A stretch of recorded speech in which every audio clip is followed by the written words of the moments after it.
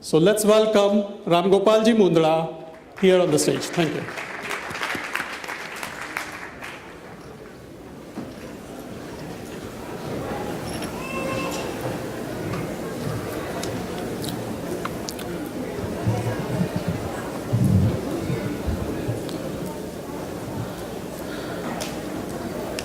सम्माननीय समय की मर्यादा है, इसलिए मैं 60 में अपने उद्बोधन दूंगा और मैं अपना उद्बोधन हिंदी में ही दूंगा।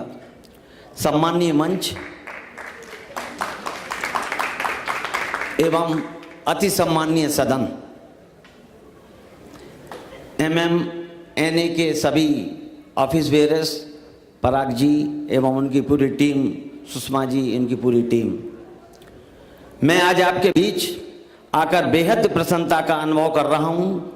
प्रसन्नता इस बात की है कि आप सबने कठिन परिश्रम, कड़े संघर्ष एवं अपने पुरुषार्थ से सफलता का जो मुकाम आपने हासिल किया है, उसको जितनी सराहना करूं उतनी कम है।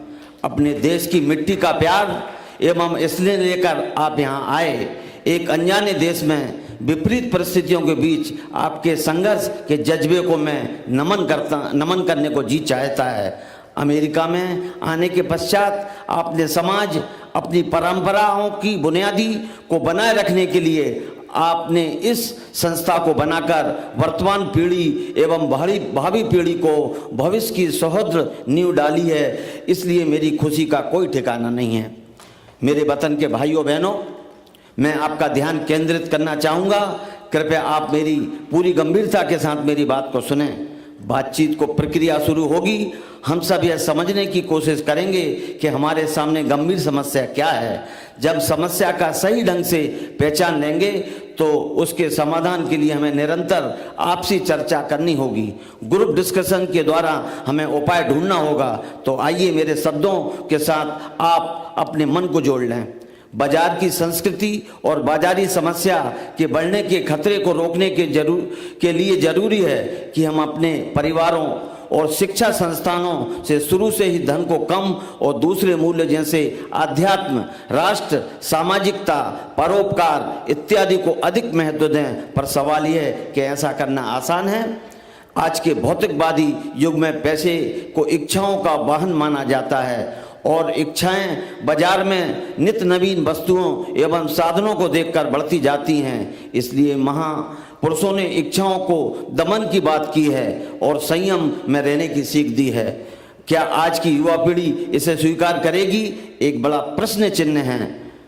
आज जीवन में धन एक आवश्यक शर्त हो सकती है, पर पर्याप्त नहीं है। धन के बढ़ते प्रभाव, अधिकारों के प्रति जागरूकता, संचार एवं संप्रेषण की तीव्र उत्कर्ष साधनों की उपलब्धता, टूटते परिवार, व्यक्तिगतवादी सोच की पराकाष्ठा, सामूहिक मूल्यों का पतन, भौतिकता में आकंठ डूबी मानवता, इस सब ने मिलकर एक दुनिया का निर्माण किया है। इस दुनिया में 40 वर्ष से अधिक आयु वाली पीढ़ी का आयु का एडजस्ट करना कठिन होता जा रहा है, जिसमें कंप्यूटर, टीवी, मोबाइल विहीन दुनिया ने अपना बचपन युवा जीवन में बिताया है। वह आज की पीढ़ी को सोच, प्राथमिकताओं एवं व्यवहार को समझने में स्वयं को लाचार महसूस करता है।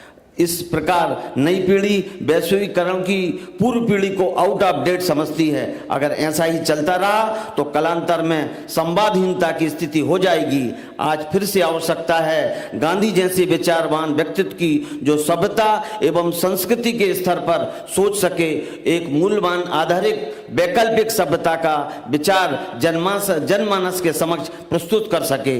एक ऐसा समाज जो अहिंसा, प्रेम, भाईचारा, सहिष्णुता आदि की आधारित हो, इस एवं मनुष्य के अस्तित्व पर प्रश्न चिन्ह लगाने वाला सोच को समाप्त कर सके। कई धनाढ्य बिल गेट्स, वॉरेन बफेट, अजीब प्रेम जी अपनी कमाई हुई धन संपत्ति को पुनः समाज को दे रहे हैं। यह भी चिंतन करना होगा, तभी हम नई पीढ़ी को पतन से बचा सकेंगे। संक्षिप्त में मैं यह कह सकता हूं कि धन बहुत कुछ है पर कुछ नहीं है। इस बात को नीतिगत तौर पर अपना लेवें तो बहुत कुछ बचाव हम मानवीय मूल्यों कर सकते हैं। मित्रों, आपका लोगो बड़ा ही सुंदर बना है, इसको आचरण में उतारने के लिए मेरे मन में जो भाव आपके आए हैं वो आपके सामने मैं प्रस्तुत कर रहा हूँ। सहयोग, सेवा, संस्कृति और सम्मान के बारे में मेरा जो अपने खुद के विचार हैं वो आपके सामने संक्षिप्त में रखना चाहता हूँ, जिसको सुखी बनाने के जो 5 सूत्र मैंने अपने विचार व्यक्त करना चाहता हूँ। पहला सूत्र है परिवार ही प्रसन्नता का संपूर्ण खजाना। एक सहस्त्रग्रस्त पति पत्नी का प्यार एवं उनका जीवन यदि व्यवस्थित और संतुलित एवं प्रेम से परिपूर्ण है तो स्वर्ग के देवता भी ऐसे जीवन को लिए तरसते हैं। एक आदर्श दाम्पत्य समाज एवं परिवार के मूल्यवान इकाई है। जीवन की सारी खुशियां एवं आनंद केवल परिवार एवं पत्नी और बच्चों से प्राप्त किया जा सकता है। 2 साल के छोटे बच्चे की मुस्कान आपके सारे दिन की थकान दूर कर देती है। पत्नी का प्रेम आपके जीवन में निरंतर उन्नति को ओर ले जाने को प्रेरित करता है। एक आदर्श परिवार से हमारी तमाम सामाजिक समस्याओं का अंत हो सकता है। दूसरा सूत्र है सुख शांति समृद्धि आंतरिक है, वह नहीं है। दूसरा सूत्र को एक बेहद रक्षा कवच बाजारवाद से बचने के लिए सुख खर्च करना नहीं है, खरीदना प्रसन्नता नहीं है। वर्षा ऋतु में बारिश को देखना आपको खूब अच्छा लगता है। किसी पार्क में फूलों को देखकर आप खुशी से भर जाते हैं।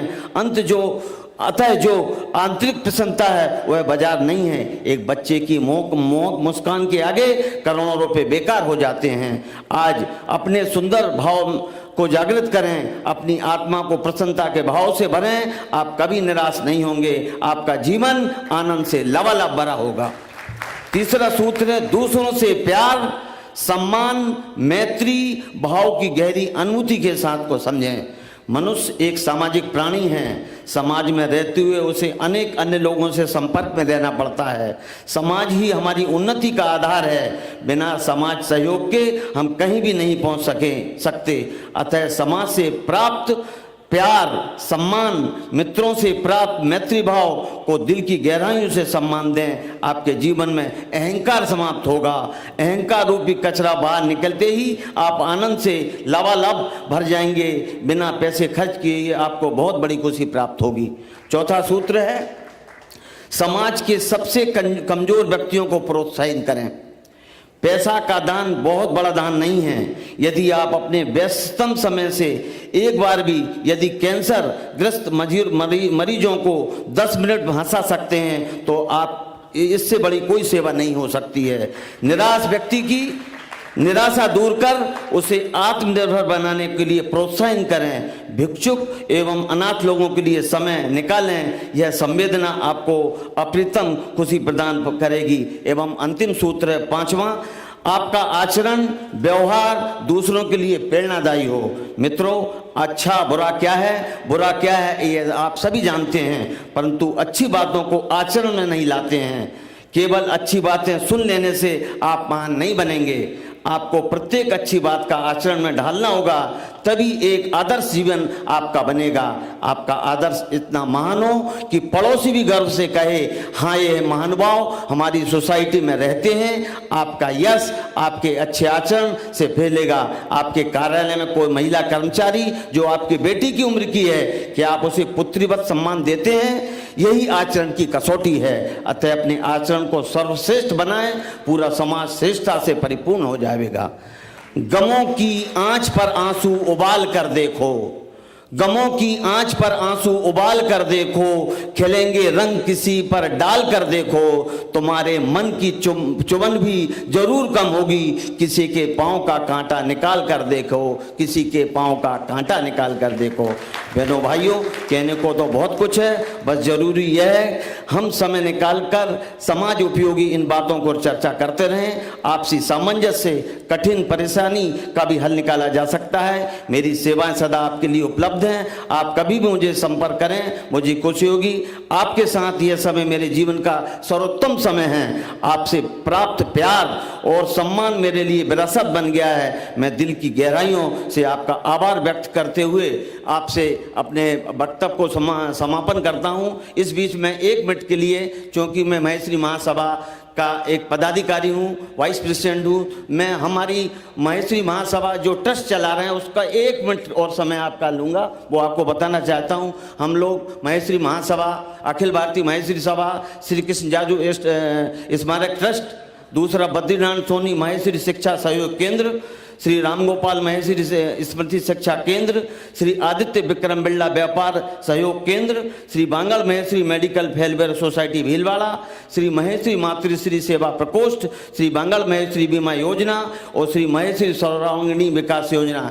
ये हम लोग ट्रस्ट वहाँ पर सेवा के कार्य कर रहे हैं। इसमें जिन भाइयों को, जिन बहनों को अगर इस बारे में कभी भी मेरे से चर्चा करना है, मैं आपके लिए उपलब्ध हूँ। इस विषय में हम विस्तृत चर्चा आगे भी करेंगे।